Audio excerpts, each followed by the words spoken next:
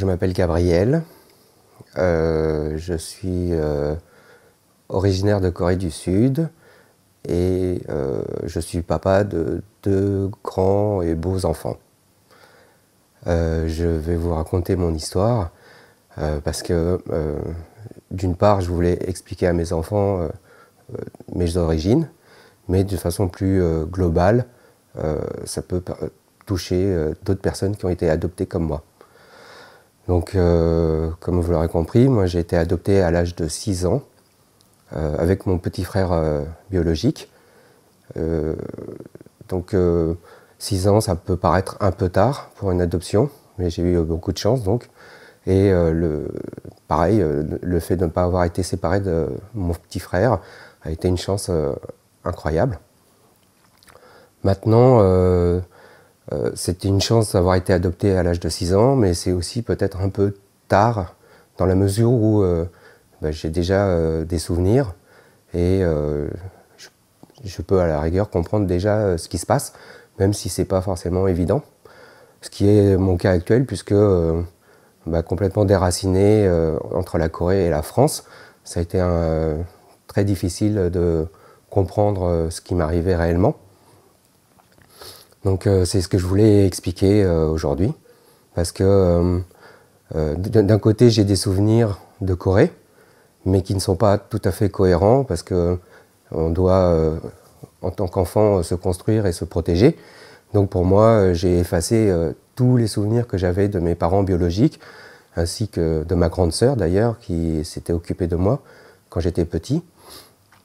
Et arrivé en France sans comprendre ce qui se passe, sachant qu'on était différents, que j'avais pas du tout les mêmes caractères physiques, ni même le langage. Puisque ça a été la plus grosse difficulté de s'intégrer et d'apprendre une langue totalement étrangère en arrivant en France. Parce que je suis arrivé juste quand j'allais avoir mes 6 ans, et en l'espace 3 mois, il a fallu que j'apprenne le français pour intégrer le CP. Ce qui était un énorme challenge. Et ce qui a pu se faire, mais qui a créé chez moi des troubles, puisque j'avais les souvenirs d'apprentissage de la langue coréenne. Par exemple, écrire de la main droite, parce que moi j'écrivais de la main gauche, et que du coup on me tapait sur les doigts pour que j'écrive de la main droite. Donc aujourd'hui je suis droitier, alors que je fais tout de la main gauche, par exemple. L'autre difficulté, ça a été donc de s'intégrer directement, et c'était la volonté de mon père, je l'ai appris bien plus tard après, de ne pas continuer à parler le coréen pour pouvoir apprendre le français le plus vite possible. Ce qui est un peu aujourd'hui discutable et regrettable, puisque ayant retrouvé toute ma famille biologique 20 ans après, aujourd'hui je suis incapable de parler coréen. Donc je me sens bizarrement étranger avec ma famille biologique, de nouveau 20 ans après. Je pense que j'ai un traumatisme par rapport à cette séparation, puis ensuite l'adoption. Ce décalage-là et ce changement radical d'univers et de monde. Et en tant qu'enfant, j'ai dû peut-être me construire une protection, une barrière, et complètement rejeter mon passé. Donc avec la langue, principalement, puisque des années après, quand j'ai su qu'on avait retrouvé nos parents biologiques, j'ai essayé de me mettre au coréen pour pouvoir communiquer avec eux, et j'ai jamais réussi à dépasser le stade de l'alphabet, alors que je peux apprendre d'autres langues, comme l'anglais, l'allemand, comprendre l'espagnol, même des notions d'arabe, des choses comme ça, parce que ce sont des langues totalement étrangères et que j'ai des facilités pour pouvoir les comprendre ou les assimiler. Mais par rapport au coréen, il y a certes un blocage réel. On m'a parlé d'une hypnothérapie pour pouvoir essayer de lever ce point-là. Donc je serais très intéressé par ce procédé-là, pour peut-être essayer de reapprendre le coréen, parce que j'ai quand même ces souvenirs d'apprentissage en tant qu'enfant. Et il doit rester quelque chose, mais qu'aujourd'hui, lié à mon traumatisme de la séparation, puis ensuite de l'adoption, font que j'ai un blocage réel. Par rapport à mon petit frère, j'ai eu une grosse différence. Lui, il est rentré à la maternelle directement, sans obligation de parler la langue. Mais donc du coup, lui s'est intégré très facilement. Et moi, en plus, de l'autre côté, j'étais responsable de lui à l'orphelinat, en tant que grand frère.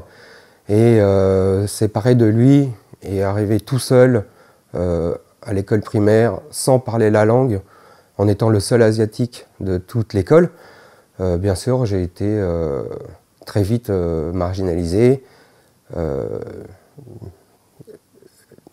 tout seul dans mon coin, puisque je ne parlais pas et que je ne ressemblais à personne dans mon école. Du coup, pendant très très longtemps, je n'ai pas du tout parlé, j'étais totalement introverti, toujours à essayer de comprendre ce qui m'arrivait, sans avoir de réponse, à observer les autres, à être l'objet de moqueries et pointé du doigt par ma différence. Donc aujourd'hui, c'est peut-être ça qui m'a poussé aussi à me chercher, à comprendre qui j'étais, et malgré le fait que, pour moi, on était tous pareils. Je pense que la notion de racisme vient quand même beaucoup plus tard, quand la personne en face est consciente de cette nuance. En tant qu'enfant, je ne pense pas que ce soit totalement du racisme. Les enfants, entre eux, sont de toute façon cruels et méchants et bêtes, mais à tout niveau. Pas uniquement physiquement, mais juste parce qu'ils sont une personne faible ou différente. Cette différence, je l'ai eue très, très vite, mais de l'autre côté, j'avais aussi des marques que je ne comprenais pas sur le coup, mais de personnes qui étaient très attirées par cette différence-là aussi. Ça allait dans les deux sens. D'un côté, j'étais différent, donc du coup, je faisais l'objet de moqueries et de cruauté. Et de l'autre côté, étant différent des autres, je plaisais aussi. Mais tout ça, je n'ai compris que beaucoup plus tard. Il a fallu que je travaille sur moi-même longtemps et que j'arrive à me comprendre et m'accepter tel que j'étais. Dans mon cas, j'ai beaucoup de chance et beaucoup de malchance, je ne sais pas comment on peut dire ça, mais ça ne va pas, ce n'est pas tout noir ou tout blanc.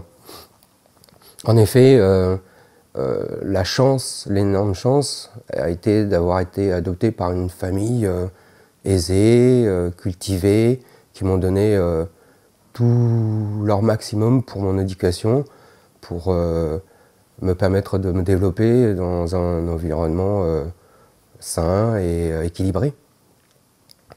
L'autre chance, je le répète, c'est que je n'ai pas été séparé de mon petit frère, ce qui est aussi un cas très rare dans les cas d'adoption. Donc tout ça, on peut le voir comme une énorme chance. Maintenant, avec le recul, et en ayant discuté après avec les parents adoptifs, en particulier ma mère adoptive, je regrette de ne pas avoir eu d'amour paternel et maternel, dans la mesure où il me semble que nous avons été adoptés, mais pas forcément pour nous, mais pour leur équilibre ou leur histoire personnelle, pour résoudre un problème peut-être de séparation entre eux, ou en tout cas c'était pas par rapport à nous. Très clairement, puisque par exemple, ils n'ont jamais cherché à savoir quelles étaient nos origines, si on les recherchait, si on avait envie de retrouver nos parents biologiques, de penser selon nos origines et notre culture. Ça a toujours été axé par rapport à leur connaissance, leur culture, leur éducation.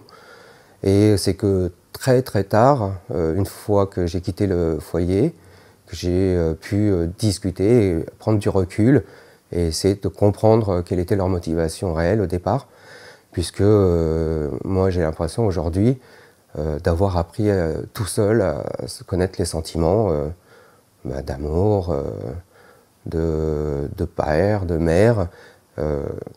Aujourd'hui, grâce à mes enfants, je sais tout ça, mais pendant très longtemps, j'ai cherché l'amour d'un père ou d'une mère réellement.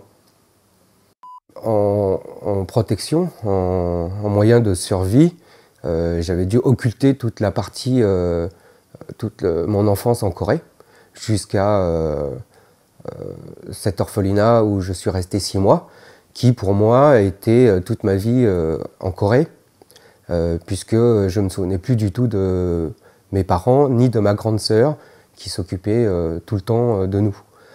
Par contre, inconsciemment est resté ce besoin d'avoir une grande sœur qui nous protège et qui s'occupe de nous.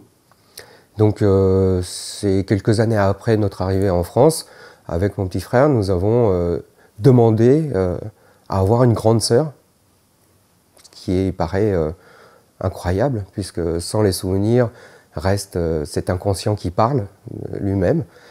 Et nos parents, n'ayant pas compris effectivement ce besoin qu'on ressentait, ont juste cru que c'était juste un désir d'enfant, de vouloir agrandir une famille. Mais du coup, ils ont adopté une petite sœur qui, pour moi, avait 9 ans de moins que moi. Et ça a été bizarre puisque, d'une part, j'ai eu le sentiment de frustration parce que j'ai pas eu la grande sœur que j'attendais et que j'avais en mémoire inconsciente. Mais de l'autre côté, effectivement, un plaisir d'avoir un nouveau membre de la famille et d'intégrer une petite sœur, pareil, adoptée. Pour comprendre mon histoire, il a fallu donc avoir la chance de retrouver déjà nos parents biologiques, plus de 20 ans après, pour réaliser, pareil, que c'était une énorme chance de retrouver ses parents biologiques, ce qui est rare pour des enfants adoptés. Surtout que là, c'était la famille complète, le père, la mère, la grande sœur, même une demi-petite sœur maintenant, des cousins, des cousines, bref, toute la famille. Et donc, pour réaliser aussi que c'était pour soulever tout le passé difficile et pour comprendre l'origine de cet abandon. C'est un drame familial, on va dire banal, mais qui est quand même violent puisque c'est en arrivé à séparer les parents de ses enfants. Il faut remettre dans le contexte où en Asie, donc là ici en Corée particulièrement, il n'y a pas de divorce, la femme n'a pas de considération réelle, étant donné qu'elle ne travaille pas, qu'elle n'a pas d'argent, et que culturellement, quand elle se marie, elle est reniée par sa famille biologique d'origine pour éviter tout divorce ou toute séparation. L'autre point à souligner, c'est que ma mère n'est pas la première femme de mon père, ce qui implique qu'elle n'était pas reconnue par la famille de mon père. Toute la famille de mon père qui, elle, le grand-oncle, a pouvoir de décision et d'approbation, on va dire, sur la vie même de mon père. Pour réexpliquer le contexte qui est compliqué, pour des occidentaux, on va dire, c'est le grand frère, l'aîné des garçons, l'aîné de la fratrie, qui a tout pouvoir et qui hérite tout seul de ses parents. En fait, c'est lui qui, pour ne pas disperser la fortune, hérite tout seul, mais il a l'obligation de s'occuper et de gérer toute la fratrie. Donc mon père n'étant pas l'aîné, ce n'est pas lui qui avait les pouvoirs, mais son grand frère, donc mon grand-oncle, qui a pu décider et accepter ou non le fait que, par exemple, mon père soit remarié une seconde fois. Donc dans mon cas, ma mère n'a pas été du tout reconnue. Et quand elle a dû quitter mon père, parce qu'il la battait, parce que c'était pas possible, pour différentes raisons. Quand elle est partie en nous emmenant de chez mon père, elle nous aurait confié chez mon grand-oncle, qui avait un orphelinat à ce moment-là, en lui demandant de s'occuper de nous, le temps qu'elle trouve du travail, un logement, de l'argent pour pouvoir subvenir à nos besoins. Et en fait, pendant ce laps de temps, notre grand-oncle nous a fait adopter en l'espace de 6 mois, donc très très rapidement, par donc, ma famille adoptive française, sans prévenir ni mon père ni ma mère, puisque plus de 20 ans après, quand on les a retrouvés, ils ne s'étaient jamais revus et ils n'avaient jamais eu d'explication. Donc c'est grâce à la rencontre, plus de 20 ans après, que tout le monde a pu essayer de comprendre un peu ce qui s'était passé et que ce drame était resté donc tabou et non révélé jusqu'ici. Ça révèle surtout un caractère personnel, très égoïste et avec la volonté d'asseoir une autorité, un pouvoir presque illimité. Parce que aujourd'hui, avec du recul, c'est juste cruel, c'est juste impensable de vouloir asseoir son autorité et de pouvoir se dire qu'on est maître des vies de gens, même proches, comme ça.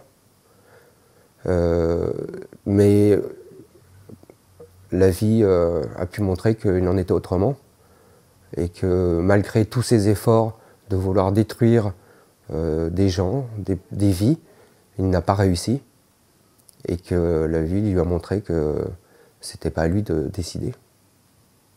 Je pense que chaque enfant adopté, surtout dans le cas où les origines sont totalement différentes de pays d'adoption, recherche à un moment donné, a besoin de connaître ses origines, ses racines, ne serait-ce que pour comprendre un peu son fonctionnement, son propre fonctionnement, savoir d'où on vient et qui il en est réellement.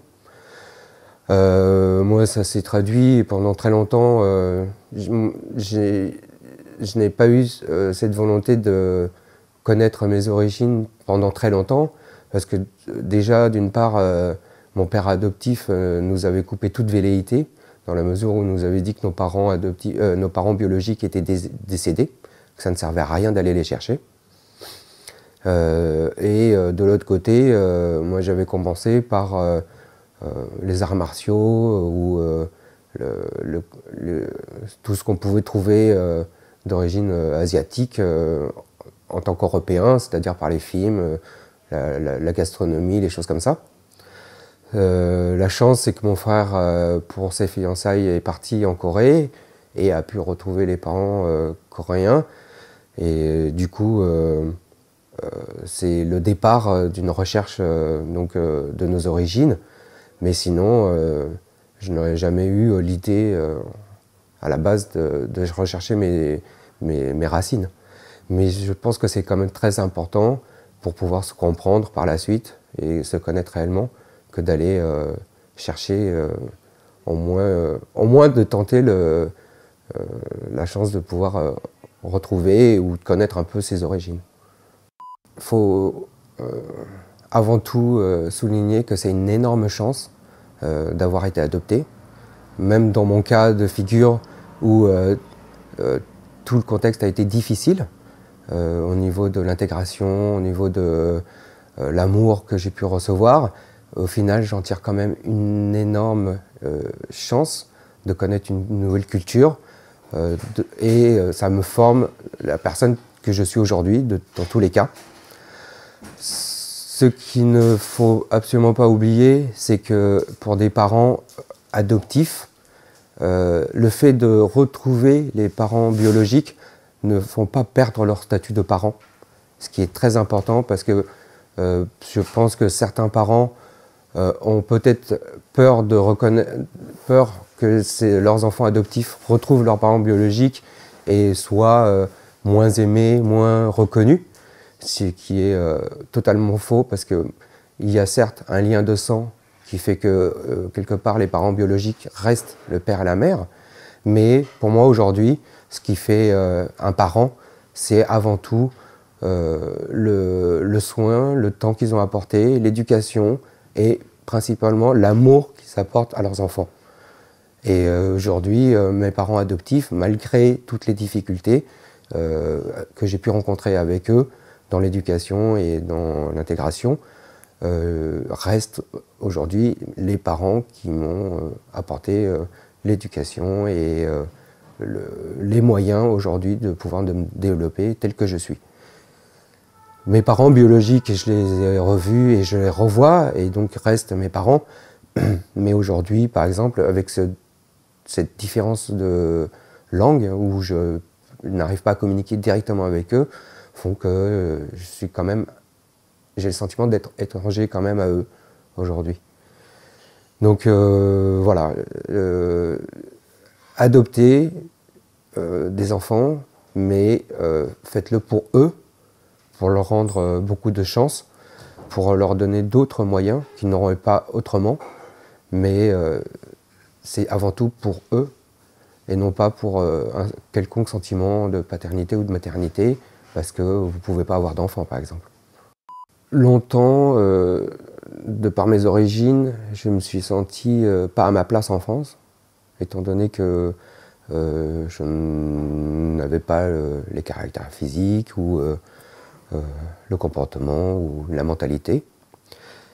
Je pensais qu'en ayant retrouvé mes parents biologiques, je m'aurais plus le sentiment d'intégrer un pays, une culture, ce qui n'a pas été le cas puisque je ne parlais pas la langue directement. Du coup, je me suis retrouvé le cul entre deux chaises, puisque je ne faisais partie ni de l'un ni de l'autre, réellement. Et qu'aujourd'hui, avec le recul, je me sens plus citoyen du monde, tout simplement. Un peu de partout, comme pas mal de gens qui se cherchent encore, et qu'aujourd'hui, finalement, en ayant une mentalité plus ouverte, on s'aperçoit que peu importe qui on est, où on est, en fait, c'est principalement cette ouverture d'esprit qui fait qu'on se rapproche ou pas des gens.